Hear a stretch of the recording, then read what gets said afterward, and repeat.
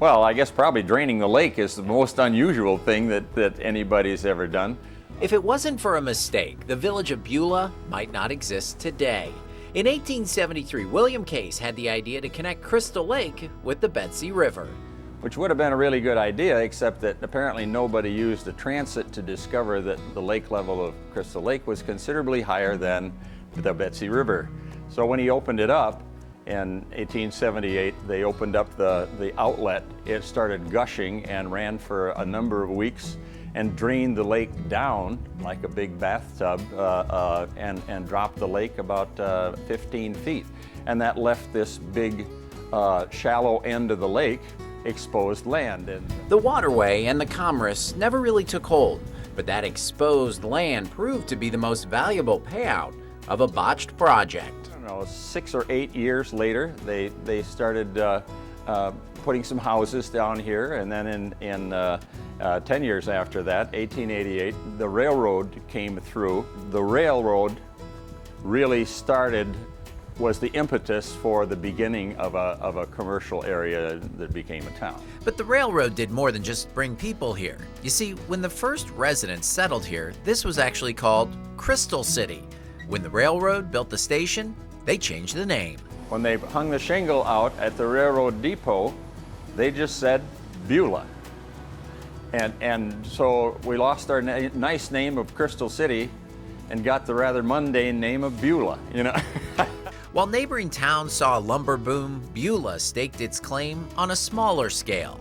Celery and onions, they grew well in this newly exposed and often mucky soil at Terp's farm.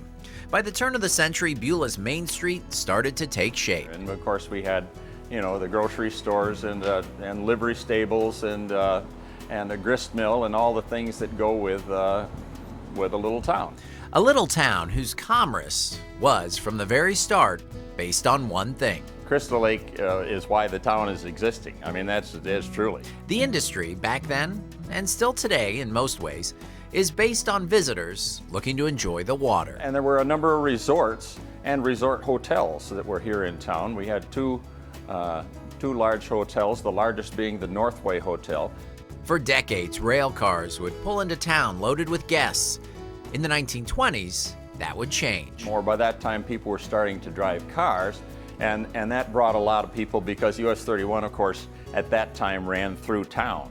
But the road wasn't the only thing that ran through town back then. So did the smelt. The tiny fish stocked to feed the salmon in landlocked Crystal Lake would run into Cold Creek, and thousands of smelters looking to fill their nets would line the creek at midnight to start the season. And it wasn't actually until 1932 when Beulah became an independent town with its own post office and so on. And so on included a rather unusual addition to this downtown park. And in the center of that was a boxing ring, and this was a popular place. On summer weekends, they would have boxing tournaments. Gone are the fighters, the rail lines, the onion farms, and many of the vintage hotels. But today, Beulah still capitalizes on its biggest draw, even if it's a little smaller because of a mistake. It's a lovely place.